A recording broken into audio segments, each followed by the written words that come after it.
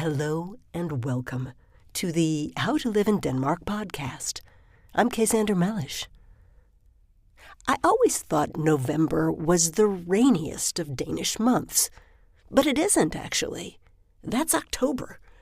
But November feels rainier because the sky is so gray and it gets dark so early, and the rain sometimes comes down in little freezing pellets.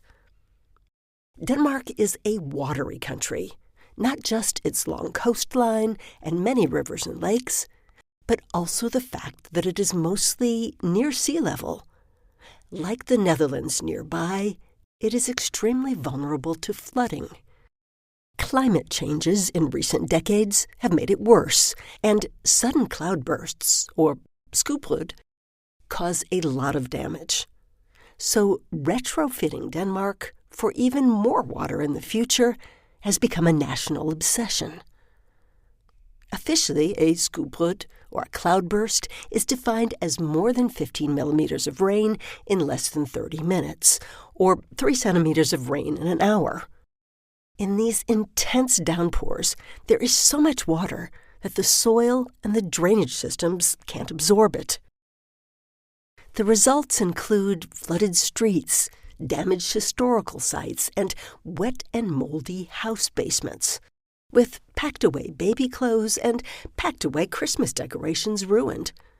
Ground-floor hospital emergency rooms sometimes have to be evacuated. The sandy west coast of Denmark often gets hit pretty hard, but so do the expensive apartments in Copenhagen's Østerbro neighborhood, where politicians and media elite types live. That is one of the reasons that climate change and the green transition are still a hot political topic in Denmark, long after they've become less of a focus elsewhere. Denmark is running a huge national construction project to make itself more like a sponge that can absorb enormous amounts of rain that falls within a very short time. What this often means is rewilding, recreating some of the natural marshes and meadows and rivers that were paved over when the country industrialized during the 19th and 20th centuries. For example, up the street from me in Copenhagen Northwest, the municipality has built a meadow in a working-class neighborhood of 1950s apartment blocks. These 20,000 square meters used to be a boring, empty, flat lawn with uniform clipped grass that required a lot of chemicals. But recently, the municipality brought in a landscape artist to create a multi-level, organic-feeling landscape with natural materials like wood, winding paths, and small valleys that provide drainage. You don't notice the valleys much because they're filled with plants and wildflowers, and surrounded by trees, picnic areas, and playgrounds for everyone to enjoy. I made a short video about this on our How to Live in Denmark TikTok account. I will link to it on howtoliveindenmark.com. Another type of project to bring back nature in order to absorb more water is called daylighting, or opening up rivers that had been covered in concrete. The most famous example of this is in Aarhus, Denmark's second city, where the Aarhus River, the source of the original Viking settlement, had been buried beneath a highway. Little by little, the concrete was removed and the river reemerged. It now flows through the center of downtown Aarhus. Some sections have staircase seating going down to the water, a great place to drink a beer in the summer. And they feature cafes and shops. Other parts of the riverbank are just left to go wild.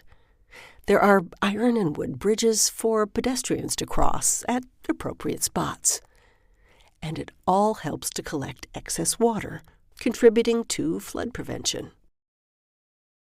A similar project is being discussed in Copenhagen. Ladegårdsåen, or River Boulevard, is not a river, except maybe a river of traffic. It is a 4-lane highway leading out of the center of Copenhagen, popular with drag racers, but otherwise rather unpleasant. it's not fun to walk or bike alongside it. But underneath the boulevard is Ladegårdsåen stream, and there is an ongoing discussion about making River Boulevard a river again and putting the traffic underground, daylighting it so that stormwater could drain into the river. It's a hot project that has its own Facebook page with 12,000 followers. I'll link to that too at howtoliveindenmark.com. Ladegårdsåen used to be an open stream where city kids would swim on hot summer days, and it could be again. All this water flowing about in Denmark can make you forget that water is a precious resource in much of the world. Danes tend to take water for granted, letting the faucet run as they peel their potatoes or brush their teeth. After all, there's so much water. It's always raining. That's why people in Denmark own not just a rain jacket, but plastic rain trousers. You need them if you're going to bike through the rain.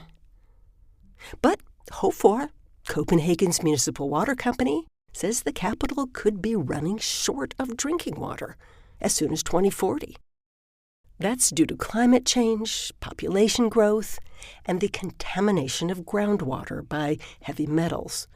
Now, HOFOR does have a business motivation here. They want more money to build bigger and better pipes. Tap water is expensive in Denmark, among the most expensive tap water in the world, according to the OECD. But sales tax and Denmark's environmental taxes on water are factored in. So if you visit a restaurant in Denmark, you can expect to be charged for tap water.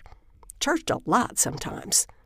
A restaurant in Horsens recently charged me 55 kroner, or about $10 for the glass of ice water I requested alongside a hamburger. Ask for a jug or carafe of tap water, and you could be charged even more. But it's always important to be thankful for good, clean water, which you can get in Denmark, and which you can enjoy from inside a cozy cafe, watching the windows drip with cold November rain.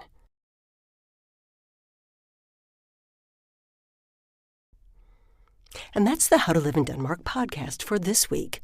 We are nearing the end of our series, The Danish Year. During 2025, we've had an episode every month about things that are simply expected to happen every year in Denmark, even if they aren't formal holidays, and what they say about where Denmark is and where it's going. You can read previous episodes at howtoliveindenmark.com and check out some of the links that I've mentioned during this episode. See you next time.